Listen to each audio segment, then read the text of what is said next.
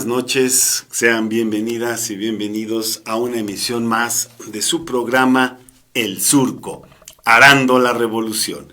Les saluda fraternalmente como cada jueves y cada viernes José Luis Álvarez Hidalgo, aquí transmitiendo desde la señal de Radio Numancia y también de Sin Línea MX. Gracias por sintonizarnos. Pues tenemos muchos temas que abordar.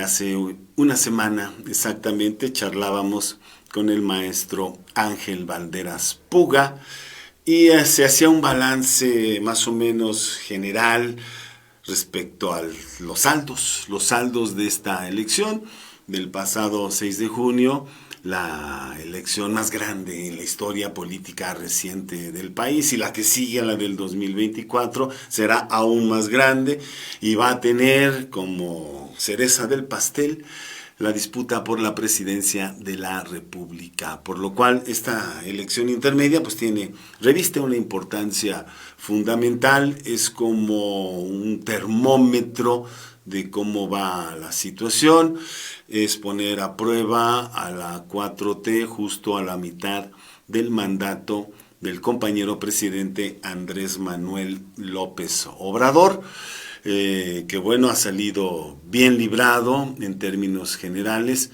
se gana una batalla importante, por supuesto, la guerra vendrá después, pero esta batalla es ganada. Los resultados así lo indican, a pesar de que la oposición y los medios adversos pretenden minimizar los triunfos de Morena. Pues ahí están los resultados, hablan por sí mismos y creo que los números son fríos, calculadores y no se prestan a subjetividad alguna. Hay que interpretarlos como tal. Las interpretaciones ya propiamente de los opinólogos o la comentocracia, sí, que trata y se desvive y se deshace por atacar todos los flancos del actual gobierno federal, pues trata incluso de reducir estas cifras desde una óptica distorsionada y perversa. Pero ahí están los números. Morena obtiene el 34% en números cerrados de los votos para diputados, PAN logra el 18% y PRI el 17%, o sea, muy cercanos PAN y PRI.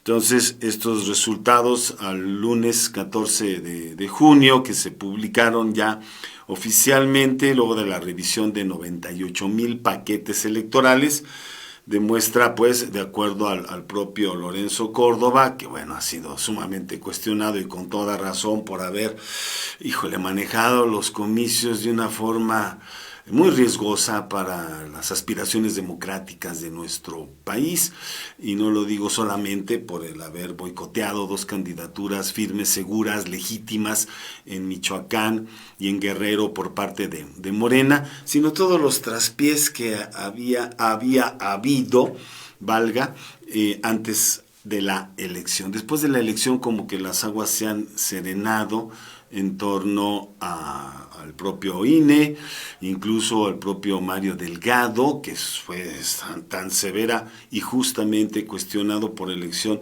de candidaturas sin ton ni son, sin legitimidad alguna, sin trayectoria, sin militancia política, en diversos estados de la República. Casi se armó la revolución, usted lo sabe, pero sorpresa, y no tan sorpresa, porque yo creo que cada estado, a pesar de que le impusieron alguna o algún candidato para alguna diputación local, para la presidencia municipal, la lista de regidores, para la Diputación Federal e incluso para la gubernatura, como ocurrió acá en nuestras tierras queretanas, pues el saldo fue sumamente positivo. Haber conseguido 11 de 15 gubernaturas nos parece un logro inconmensurable y demuestra pues que el país está pintando de guinda, ¿sí? En lo que concierne a las gubernaturas, el Congreso pues no se tiene la mayoría calificada, tampoco se tuvo en 2018, así lo lo aseverábamos hace una semana, entonces no se perdió la mayoría calificada, puesto que no se había ganado nunca. Ahora tampoco, es una mayoría pues que va a aspirar a tener negociaciones con, obviamente están los aliados, está el Partido Verde Ecologista, estará el PT, estará el PES, pero lo que es la negociación con el PRI, que también ya trataron de enturbiar por allí las palabras del compañero presidente López Obrador, que en aquella mañanera señaló que se podría negociar con el PRI, y así lo dijo, como una posibilidad. Obviamente, pues ante el dirigente nacional del PRI, Alito, pues brincó inmediatamente y se quiso defender y asumir una postura de que pues seguimos siendo dignos a pesar de la derrota y no vamos a pactar con el diablo y que fue y que vino.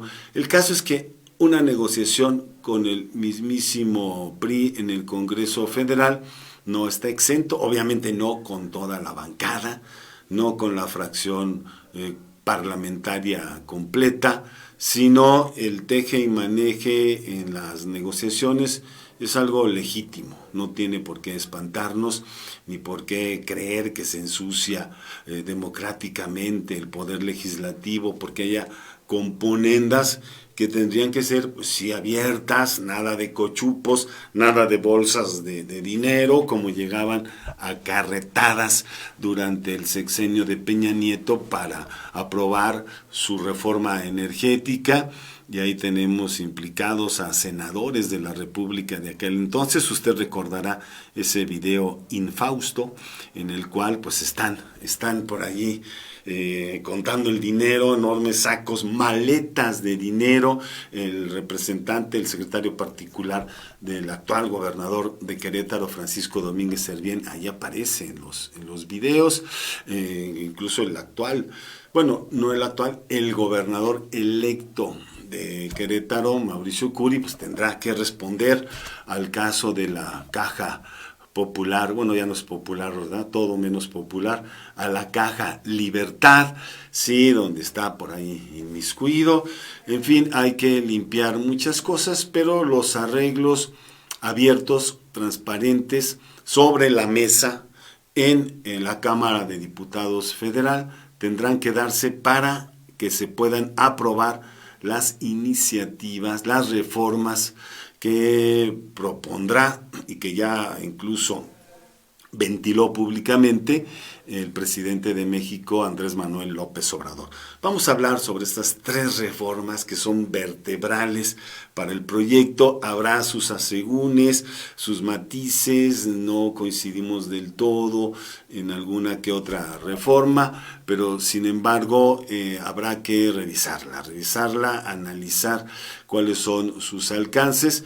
No podemos descalificar ninguna de las reformas propuestas, pero tampoco recibirlas así como a ciegas, ¿no? Habría que realizar una reflexión profunda, porque bueno, nosotros no somos legisladores, no vamos a votar esa propuesta, pero usted sabe que la opinión pública cuenta, y la opinión pública pues no solo se refleja en los periódicos, en los medios de comunicación, en los líderes de opinión, en las cabezas parlantes de la radio y la televisión. La opinión pública tiene cierta, pues podríamos decirlo, cierto tamiz abstracto, como una abstracción intelectual acá muy grande, pero también tiene momentos o etapas donde se concretiza de manera muy bien, que logra influir en alguna decisión, presionar a cualesquiera de los poderes formales, y de allí que la opinión pública, el sentir de la ciudadanía, que luego expresan algunos medios de comunicación, luego tergiversan, luego expresan algunos líderes de opinión, luego no. En fin, que se va a discutir mucho públicamente sobre temas torales, porque bueno, el nombre del programa el día de hoy es que después de la elección del 6 de junio, ¿qué vendrá después? Los resultados aquí están, y vamos, los refiero nuevamente.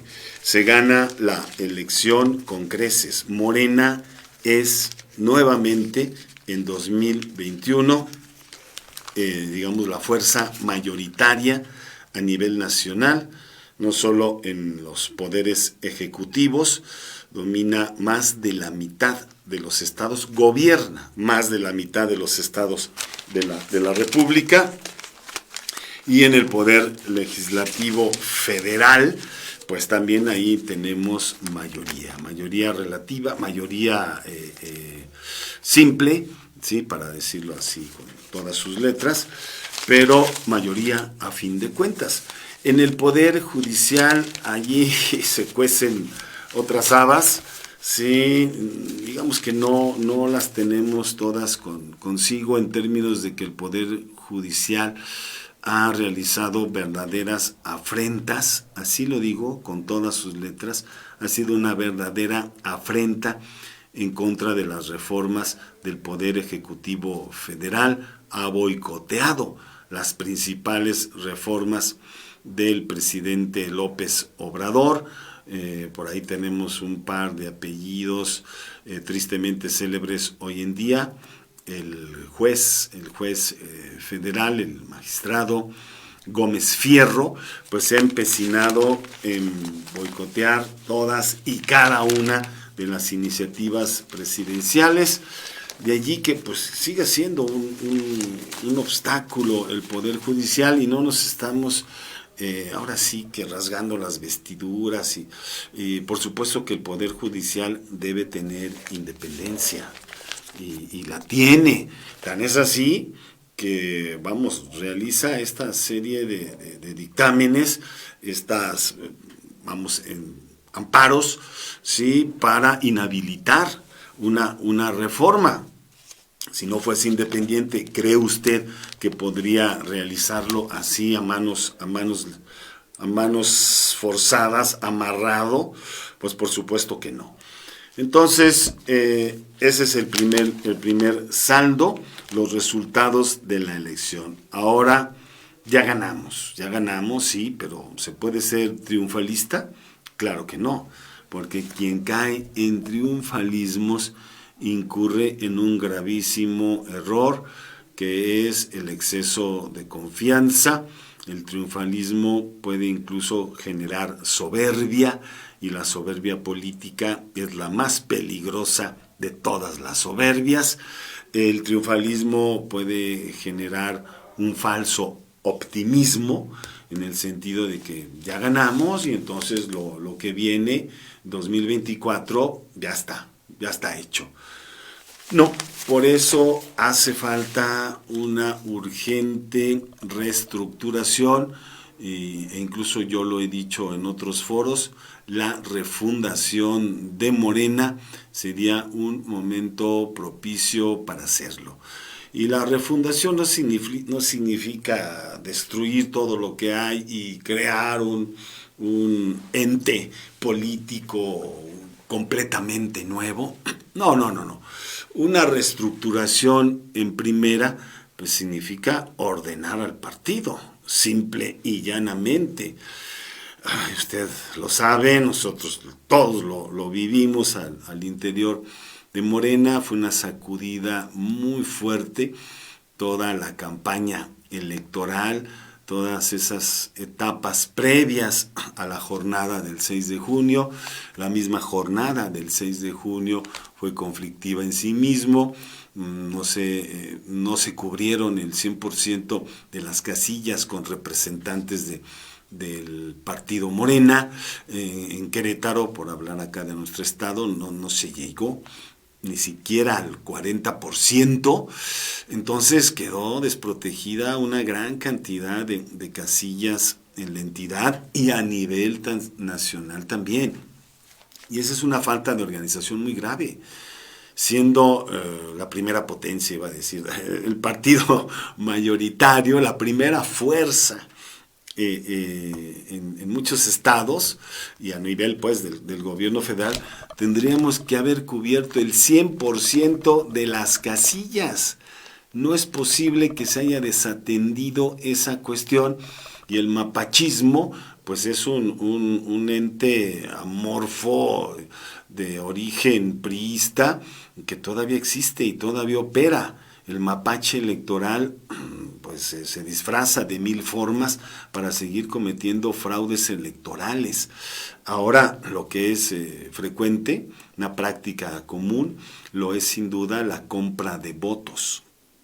Incluso en Querétaro se filtró información de que el Partido Acción Nacional llegó a pagar 3,000 pesos por voto. Sí, yo creo que esa cifra pues seduce a cualquier familia de clase media baja o que vive en condiciones de pobreza extrema o ni siquiera extrema, y 3,000 pesos pues son muy buenos. Digo, es una oferta tentadora y tiene que haber muchos recursos para vender el voto en 3,000 pesos. Entonces, pues hay mucho que hacer. Hay que limpiar la casa, sí, hay que barrerla, como el dicho usual de López Obrador es: hay que barrer la casa, las escaleras, hay que barrer las escaleras de arriba hacia abajo. Y de arriba hacia abajo, pues significa que hay que analizar el papel de la dirigencia nacional, del Comité Ejecutivo Nacional, del Comité Nacional Electoral. Ya no está en funciones, pero pues ahí tuvimos fuertes descalabros al respecto. En fin, una limpia, una auténtica limpia, no con hojas de pirul y azotando la espalda desnuda. Sí, no me refiero a ese tipo de limpia, que bueno, tampoco nos caería nada mal en algunos estados del país, sino una limpia como tal, una limpieza interna, sí, donde no significa que hay que desechar a diestra y siniestra pues todo lo que se tiene, sino que pues el propio Comité Ejecutivo Nacional haga un ejercicio de autocrítica muy importante, muy necesario. El título del programa de hace 8 días era justamente ¿qué se hizo mal?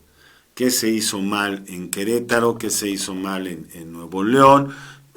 ¿Qué se hizo mal en Chihuahua? ¿Qué se hizo mal en la Ciudad de México? El bastión político emblemático de la izquierda a nivel nacional desde 1988, a pesar del gran fraude electoral en contra de Cárdenas, y sobre todo a raíz de su triunfo electoral como primer jefe de gobierno de la oposición de izquierda en la Ciudad de México, Cuauhtémoc Cárdenas, en 1997. A partir de allí, del 97 para acá, son sexenios en los cuales gobernó la izquierda, primero con el PRD, hasta hace poco, hasta 2018, entra al quite Morena y de repente cataplum, en 2021, pues no se ganan las alcaldías que se habían ganado anteriormente, se pierden otras, la Ciudad de México queda dividida, incluso se hablaba por ahí de una división clasista, ya estábamos analizando sociológicamente el fenómeno. Ciertamente las delegaciones de mayor bonanza económica de la Ciudad de México fueron ganadas por la oposición conservadora, o algunas solamente por el PAN, como su histórica Miguel Hidalgo, la delegación Miguel Hidalgo, pero otras contubernio, en coalición con el PRI y el PRD, y bueno, Morena rescata sus bastiones históricos también, como Iztapalapa, pero pierde la Cuauhtémoc, y la Cuauhtémoc fue un golpe muy doloroso, que una líder de izquierda nacional con una trayectoria muy importante como Dolores Padierna pierda la delegación Cuauhtémoc fue un golpe muy doloroso. Lo mismo podemos decir del compañero Pablo Gómez, una eminencia en la izquierda desde que formó parte del Consejo Nacional de Huelga de la UNAM, bueno, de la huelga valga en 1968 durante el movimiento del 2 de octubre y después se convierte en un líder histórico de la izquierda. Al fundarse es miembro fundador y dirigente del Partido Socialista Unificado de México, después del Partido Mexicano Socialista, después del PRD, ahora de Morena, y pierde la elección. O sea, increíble. Nos quedamos pasmados. En fin, esa es la propuesta. Y en los próximos días la dirigencia nacional de Morena justamente presentará a su Instituto de Formación Política una ruta estratégica para la reorganización interna del partido y el programa de capacitación para militantes, gobernadores, legisladores, alcaldes y cualquier persona que represente a los gobiernos de la Cuarta Transformación. Mario Delgado emite este comunicado donde da cuenta de las acciones que hará el Comité Ejecutivo Nacional y una de ellas es garantizar la trascendencia del proyecto de la Cuarta Transformación en la Ciudad de México. Ojo, ahí están focalizando perfectamente dónde están los focos rojos y es, por supuesto, la Ciudad de México. Querétaro fue el peor de todos, fue el escenario político donde perdió Morena de la peor manera, con un 30% de diferencia en la gubernatura. Si no se gana ninguna diputación local, entran cinco diputados de representación proporcional. Creo que de estos 5, pues ninguno es militante de Morena, fueron externos, donde se está violentando el estatuto interno de Morena para las candidaturas. En fin, pero obviamente Querétaro pues no ha tenido esta cercanía, esta presencia de la izquierda partidista electoral en la entidad. Se han ganado, por supuesto, algunas diputaciones locales, algunos municipios. Se ganó el municipio de Arroyo Seco, que fuera, digamos que esa victoria pírrica, una victoria pírrica acá en la entidad, pero lo demás nada. Entran los 5 diputados de representación proporcional, porque así lo prevé la ley, pero nada más. Entonces lo grave es la Ciudad de México, de allí que estén dirigiendo sus baterías hacia allá, porque a raíz de los resultados electorales que ya hemos expresado para el partido en el poder y de la crítica interna y la necesaria autocrítica por los perfiles de candidatos respaldados por Mario Delgado y varios dirigentes morenistas y la propia Comisión Nacional de Candidaturas y el Comité Ejecutivo Nacional, no en pleno, pero sí muchos de sus integrantes.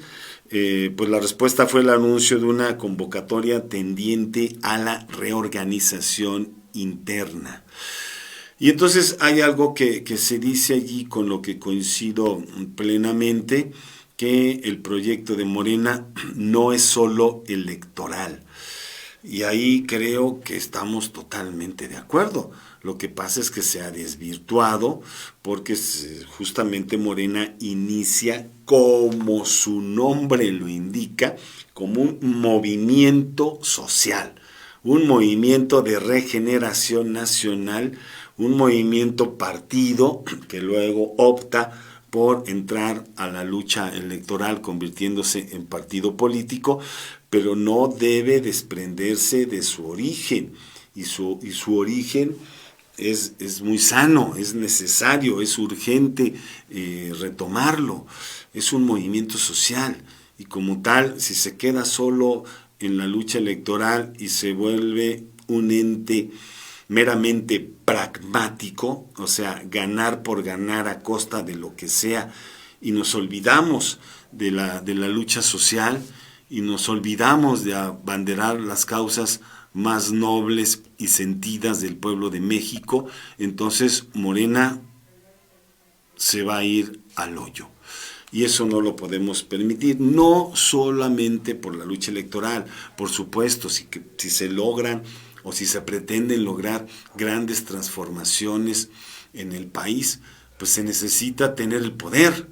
O sea, no somos ingenuos, ¿no? O sea, no vamos a provocar una profunda transformación social y política como lo estipula la Cuarta Transformación si no tenemos el poder. Serían sueños guajiros. Y la izquierda históricamente en México ha luchado por el poder, sí, en desventaja, bajo un aparato represivo de Estado impresionante, con un saldo de vidas humanas incalculable. La guerrilla fue destrozada, no solo la guerrilla urbana de la Liga Comunista 23 de septiembre, sino también la guerrilla rural en Guerrero, principalmente en Oaxaca, en Chiapas. Sí, los Lucio Cabañas, los Genaro Vázquez, pues dieron la batalla, pero no se obtuvo el triunfo, no se obtuvo la victoria en la lucha social. Sin embargo, por la vía electoral hemos accedido al poder y a la máxima magistratura del Estado mexicano, que es la Presidencia de la República. Entonces, el proyecto no es solo electoral, sino que busca la regeneración de la vida pública del país, y eso lo vamos a lograr cuando todos nuestros representantes actúen apegados a los principios de no mentir, no robar y no traicionar. En el documento se agrega también que vamos a tener un programa muy ambicioso que estará a cargo del Instituto Nacional de Formación Política. Y esto me parece trascendental. Se tiene que reactivar nuevamente la formación política al interior de Morena. Se suspendió, como todos lo sabemos, por motivos de la pandemia. Luego vino la campaña electoral. En fin, ha sido un año, 5 meses prácticamente de inmovilidad absoluta, en términos de algo que es imprescindible para cualquier partido político y sobre todo para un partido de izquierda que siempre tiene en su programa, en sus estatutos, en sus documentos básicos, pues, la capacitación política, lo que denominamos en la izquierda la formación de cuadros, formar cuadros. Si no formamos cuadros, estamos en un ayuno político muy grave, en una anemia, ya no es ayuno, ya es una anemia política gravísima, y de allí pues que necesitemos forzosamente que recuperar la formación de cuadros, y el Instituto de Formación Política que dirige atinadamente Rafael Barajas el Fisgón, que usted puede leer y ver todos los días publicando en el periódico La Jornada como un cartonista imprescindible en nuestro escenario mediático, pues tiene que retornar a una actividad intensa. Entonces está haciendo un análisis de los resultados electorales que obtuvo Morena, tanto en 2018 como ahora en 2021, para trazar el plan de trabajo que permita al partido seguir siendo el instrumento de lucha del pueblo de México. Y eso se oye muy bien, pero eso se oye muy bien en el discurso, se lee muy bien en el papel. Ahora, en los hechos se tiene que retomar, tenemos que volver la cara, nuestros ojos, nuestras manos, nuestro ser completo, sí, a seguir siendo el instrumento de lucha del pueblo de México. Porque Morena no nació ayer, Morena no nació en 2014, Morena nació Híjole, y me puedo remontar, si ustedes quieren, hasta la fundación del Partido Comunista Mexicano, y después las distintas fusiones de izquierda que ya rememoré hace un momento y cuyos líderes históricos, incluso a raíz de los activistas, los líderes del 68, pues siguen vivitos y coleando, ¿sí? Y son parte de esa evolución histórica que ha tenido la izquierda y que termina constituyéndose en Morena el pináculo, ¿sí? En el que por primera vez la izquierda asume el poder político. Y eso no se puede malgastar. Ese capital político que se ha obtenido hasta ahora no se puede desperdiciar, no se puede tirar a la basura, por favor. O sea, hay una llamada de atención, sí, porque no se gana lo que se pensaba ganar, la mayoría calificada en el Congreso de la Unión. No se ganan las 15 gubernaturas, bueno, ya es mucho ambicionar, ¿verdad? Pero sobre todo se pierde la mitad de la Ciudad de México, ya lo he dicho. Bueno, el que gane en Nuevo León, alguien como ese candidato impresentable de Movimiento Ciudadano y que responde al nombre de Samuel García, pues digo, uno desde la izquierda puede decir, es increíble que estas cosas sucedan. ¿Cómo pueden votar los perdón, hasta me trabé, cómo pueden votar los neoleoneses, palabra me cuesta trabajo, los oriundos de Nuevo León, cómo pueden votar por un tipo de la talla minúscula en todos aspectos de Samuel García? Híjole, ahí se habla incluso, bueno, de la intervención de su guapísima esposa, la gran youtuber, sí, que se dice abonó en buena medida el terreno para que Samuel García ganase la elección.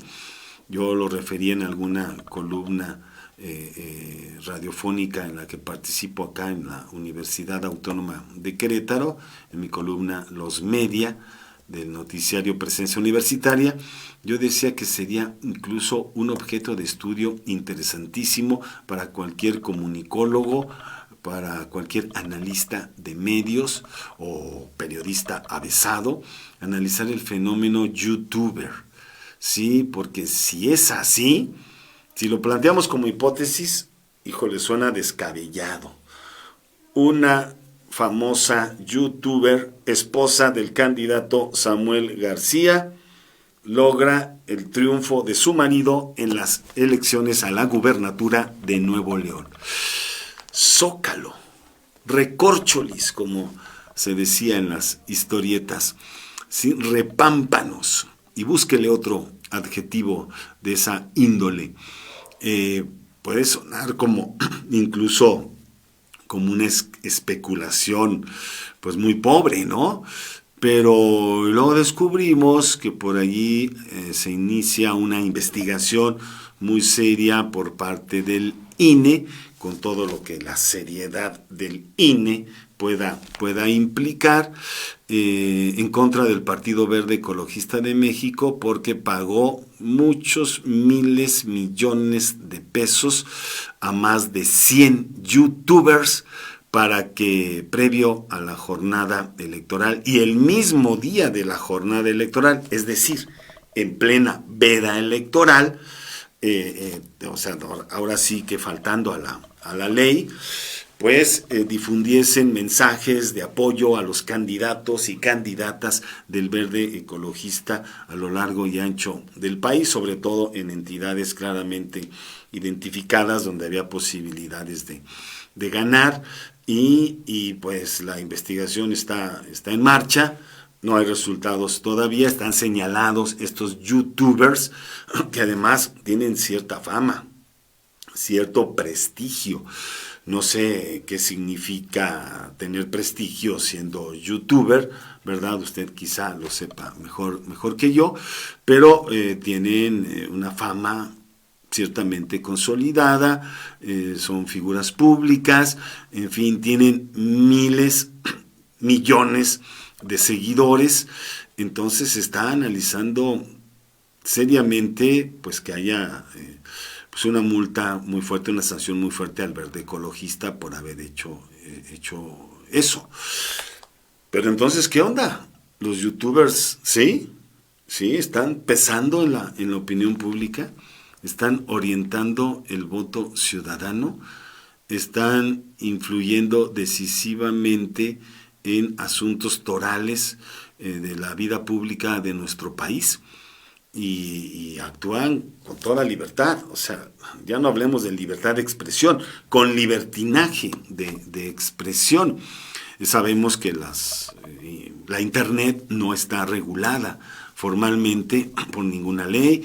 Ya hubo algunos escarceos, algunos intentos, incluso el propio Ricardo Monreal, el líder de la fracción parlamentaria de Morena en el Senado, traía esa iniciativa de regular las redes sociales, y pues todo el mundo se erizó, se escandalizó y dijo no, no y no. El espacio sagrado de la libertad de expresión es la Internet, son las redes sociales, no se pueden regular. Se tienen que autorregular, que dentro de la deontología informativa esa figura es primordial, la autorregulación del medio. Pero para iniciar, para que pueda existir la autorregulación de un medio de comunicación, forzosamente requiere, por principio, crear un código de ética, un código deontológico, donde habrá normas de índole moral, y no moral por moralino, no la moral religiosa, no, nada de eso, sino una moral periodística, una ética periodística que debe respetar el medio de comunicación, la plataforma digital, el periódico digital, sí, que esté actuando, que esté informando y que tenga que debe llevar una conducta irreprochable que norme su propio código de ética. Ese es el primer paso, pero no es suficiente. ¿Sí? Es decir, si vamos a autorregularnos como medio de comunicación, pues tiene que haber una vocación en ese sentido. Porque lo otro es imponérselos, y una imposición que diga, por ejemplo, el IFETEL, el Instituto Federal de Telecomunicaciones. A ver, todas las redes sociales, todos los grandes aparatos mediáticos que incursionan y que crean plataformas impresionantes de la talla de Facebook, ¿sí? De Twitter, de Instagram, estas grandes, ahora hasta TikTok. Ya sabemos la sensación que fue TikTok en el proceso electoral, donde muchísimos candidatos y candidatas pues bailaron el paseíto acá, el numerito gracioso, grotesco, burlesco, cantaron, en fin, una cosa así verdaderamente anómala, pero les dio resultado, impactó en las audiencias. Entonces, bueno, se van a regular, y esa regulación la tendría que imponer el Estado mexicano, el Instituto Federal de Telecomunicaciones y Radiodifusión, el IFETEL, a través de la Ley Federal en Telecomunicaciones y Radiodifusión, tendría que empezar a normar a los youtubers. Digo, y voy a los youtubers porque ahorita es el objeto de estudio principalísimo. Las redes sociales es un magma impresionante, inabarcable, que también, híjole, ¿cómo le entras legalmente a ello, no? Sin embargo, esto sigue en la discusión, el debate tiene que ser largo, profundo, muy meditado, ¿sí? Para que se pueda incursionar en ese sentido. Lo ideal es la autorregulación. ¿Lo van a hacer? No lo creo. Sinceramente, no creo que Mark Zuckerberg, el amo y señor de Facebook, ¿sí? Y de WhatsApp y de estas redes colindantes, pues vaya a autorregularse. Si autorregularse implica obtener menos ganancias, por supuesto que no lo va a hacer. Por supuesto que no, el empresario mantiene su vista fija en el poder que le da el dinero, ¿sí? Y no va a perder poder. Si va a perder dinero, va a perder poder. Entonces es un binomio indisoluble en la mentalidad de un gran empresario y toda la industria poderosísima que se asienta en Silicon Valley, allá en San José, California, que es el megagobierno mundial que ahora está tratando de dominar el mundo entero. Y los youtubers son esbirros, pequeños apéndices de ese megapoder, ¿sí? Y que están dando resultados. Por eso, ya casi para concluir, quería leer sus mensajes, pero no tengo aquí la señal en Facebook. No sé, ahora, no sé, Frauke, si tenemos aquí la señal no me aparece en Facebook aquí la emisión, la transmisión, no sé si es mi teléfono o algo, disculpe si no leí ahora sus mensajes, pero algo extraño pasó, pero bueno, antes de que se me acabe el tiempo, y quisiera terminar este comentario, donde Abraham Nuncio dice justamente lo que acabamos de mencionar en su columna del pasado jueves 17 de junio, él señala que el dinero, los memes, los likes, los narcos y los votos decidieron la elección en muchos estados, concretamente en Nuevo León. La oligarquía ya gobierna a través del Consejo Nuevo León, su gobierno orgánico, nos dice Abraham Nuncio.